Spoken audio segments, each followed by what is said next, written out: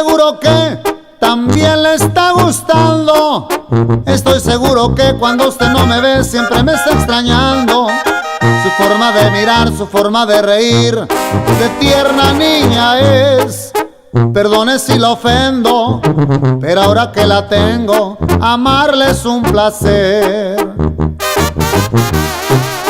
Un compromiso hermoso, un amor diferente, solo son nuestras almas.